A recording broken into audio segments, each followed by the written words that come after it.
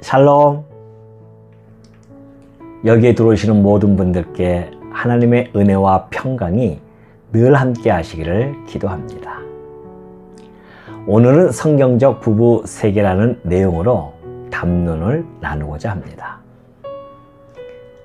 요즘 부부의 세계라는 드라마가 화제로 떠오르고 있는 것 같습니다. 드라마 시청률이 이미 20%대를 넘었다고 하니 그야말로 파죽지세입니다. 시청률의 법칙인 막장 드라마는 언제나 기대를 저버리지 않는 듯합니다. 그러나 막장 드라마라고 해서 우리네 삶의 현실과 동떨어진 이야기는 아닙니다. 우리 주변에 언제든 존재하고 있는 현실적 얘기거리들이죠. 주인공 남편은 도덕적 비난인 불륜을 다자간 사랑이라는 감정으로 호소합니다. 아내뿐만 아니라 다른 여성도 사랑하는 게 뭘 그리 잘못된 것이냐고 항변하지만 시청자들 눈높이로는 받아들이기 힘든 정서입니다. 그러나 다자간 사랑에 대한 담론은 우리 주변에서 심심찮게 대두되고 있습니다. 오래전 어느 포토사이트에서 9,000명이 넘는 네티즌을 상대로 신 밸런타인 사랑법에 대한 당신의 선택은 이라는 러브폴을 진행하였다고 합니다. 그 결과 신세대의 사랑에 대한 인식이 과거의 독점적인 사랑에서부터 비독점적이며 다자적인 형태로 급속히 변화하고 있다는 증거를 포착하였다고 합니다. 그만큼 세대별 인식 차이가 크게 변하고 있음을 알 수 있습니다. 이러한 인식 변화는 서서히 세대 간 구별 없이 잠식될 가능성이 농후합니다. 이는 타락한 본능과 낯설지 않는 조의이기 때문에 그렇습니다. 아무튼 드라마 전개는 결국 이혼하며 결말이 나는 듯 싶었습니다. 그러나 몇 년이 지난 후 전 남편의 등장으로 평온했던 가정에 긴장감이 팽배하며 새로운 갈등 국면으로 접어듭니다. 드라마가 가파르게 전개되면서 부부의 세계가 그리 만만치 않음을 실감나게 보여줍니다. 부부 세계는 참으로 복잡다단합니다. 앞서 언급한 드라마처럼 이성적 문제도 있지만 처가나 시댁으로부터 오는 갈등, 자식으로 인한 다툼, 경제적 어려움, 성격 차이 등 부딪히는 경우의 수가 헤아리기 힘들 정도입니다. 부부싸움은 칼로 물베기라고 할 만큼 사소한 일들이 다툼의 발단이 되는 경우도 허다합니다. 성경에서의 부부 세계는 참으로 단호하면서도 간결합니다. 베드로 사도는 아내를 향해 자기 남편에게 순종하라고 합니다. 지금의 시대 정신으로는 용납하기 어렵죠. 과거 조선시대라면 혹 순순히 받아들일지도 모릅니다.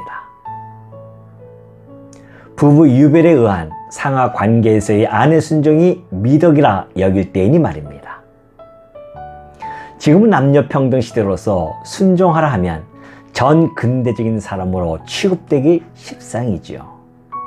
시대 정신과 관습은 언제든지 변하기 때문입니다.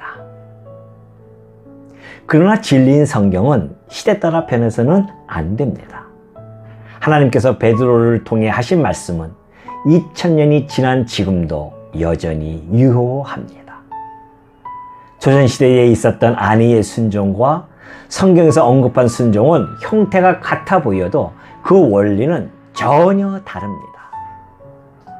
조선시대의 부부관계는 남편과 아내가 동반자로서 삶을 살아가는 평등한 관계가 아닙니다. 일종의 상하관계에서 여성들은 체념하고 좌절하거나 인내하며 순종할 뿐입니다. 하지만 성경은 부부관계를 한 몸의 원리로 풀어냅니다. 남편은 머리이고 아내는 몸으로 말입니다. 몸은 머리에 의해 움직입니다. 그러기에 아내 순종과 매우 밀접한 관계를 가지는 머리 역할을 빼놓고서는 설명될 수가 없습니다. 머리 남편은 아내 사랑하기를 그리스도께서 교회를 사랑하시고 그 교회를 위하여 자신을 주심같이 하라고 합니다. 그리스도의 교회 사랑은 죽음으로 나타내셨습니다. 머리 되는 남편은 아내가 자기 몸이기에 죽기까지 사랑하라는 것입니다. 아내 순종과 남편 사랑이 쌍두마차가 되어 가정을 꾸려가는 것이 성경적 부부관입니다. 아내 사랑하기를 자신같이 하고 아내도 자기 자신을 존경하라는 말씀은 기독교 가정의 근저입니다. 신앙을 가진 부부라고 왜 다툼이 없겠습니까? 그러나 성도는 말씀을 추구하며 사는 가정이기에 말씀 안에서 해석하고 이해하며 다툼 근원에 대한 파악을 할 수 있는 지혜가 있지 않을까요? 포스트 모더니즘의 한 축을 대변하는 해체주의는 가정에도 파고들어 많은 이들이 이모저모로 해체되고 있습니다. 부부는 하나님이 만드신 최초의 가정 질서입니다. 주께서도 하나님이 짝지어 주신 것을 사람이 나누지 못할지니라고 말씀하셨습니다. 하나님이 만드신 질서를 깨는 것은 사단의 전략입니다. 아담은 사단의 계략에 말려들어 선악과를 먹고 하나님이 주신 질서를 깨뜨렸습니다. 그 후로 인류는 끝없이 하나님의 질서를 파괴하며 살아왔습니다. 많은 부부 역시 각자의 사정에 따라 참고 참다 힘들게 해체됩니다. 부부 해체로 나타난 고통의 파편은 고스란히 자녀들 심장에 박힙니다. 그러나 사정이 어떠하든 간에 결과적으로는 하나님의 질서에서 벗어난 행동일 뿐입니다. 물론 다른 한편으로는 믿지 아니하는 자가 헤어지자고 한다면 헤어지라고 바울은 단호히 말합니다. 형제나 자매나 이런 일에 구애될 것이 없다고 하지요. 아마 신앙적 문제로 부딪히는 심각성 때문일 것입니다. 문제는 이단들이 이 구조를 너무 자유롭게 사용하는 데 있습니다. 예컨대 신천지 신도들의 가정해체가 유난히 많은 것이 그 증거입니다. 하지만 바울은 이 말씀 뒤에 아주 중요한 부연 설명을 추가합니다. 그러나 하나님은 화평 중에서 너희를 부르셨느니라. 바울의 주요 논점은 여기에 있습니다. 화평을 위하여 너를 부르셨다는 의미가 강하게 대두됩니다. 이 의미는 다음 절에서 충분히 설명하고 있습니다. 아내된 자여, 네가 남편을 구원하려는지 어찌할 수 있으며 남편된 자여, 네가 내 아내를 구원하려는지 어찌할 수 있으려 라고 말입니다. 믿는 자와 믿지 아니하는 남편이나 아내에게 선교적 사명이 있음을 힘있게 암시해 줍니다. 그리스도 안에서 주어지는 화평을 믿는 자로 하여금 그 가정에 이르도록 부르셨다는 것은 구원에 대한 하나님의 깊은 뜻이 서리어 있는 것입니다. 베드로 역시 같은 맥락에서 증언합니다. 아내들아, 이와 같이 자기 남편에게 순종하라. 이는 혹 말씀을 순종하지 않는 자라도 말로 말미암지 않고 그 아내의 행실로 말미암아 구원을 받게 하려 함이니. 그러므로 바울뿐만 아니라 베드로 역시 헤어짐에 앞서 화평의 도를 전하는 사명이 더욱 크다는 것을 전하고 있음이 분명합니다.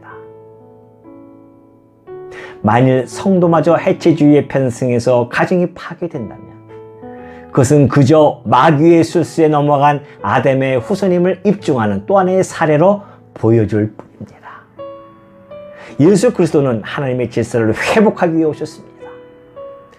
성도는 이제 둘째 아담으로 오신 그리스도에게 속한 자들로서 하나님의 질서 회복에 동참된 자들입니다. 그런 의미에서 바울이 남편과 아내를 그리스도와 교회로 비유한 것은 매우 의미심장합니다. 그리스도 안에 있는 부부는 그리스도와 교회의 관계를 매우 깊이 눈여겨보아야 합니다. 남편과 아내가 한몸됨의 비밀은 그리스도와 교회가 한몸됨에 대한 계시입니다. 교회나 가정이나 하나됨을 힘써 지키는 것은 성도들의 막중한 책무입니다. 아무리 시대정신과 관습에 따라 부부 세계마저 변하는 세태이지만 성도로서의 부부는 시대를 초월한 그리스도와 교회의 변하지 않는 관계에 천착하고 세상 세태에 따르지 않는 지혜와 명철함이 절실히 필요할 때입니다. 샬롬.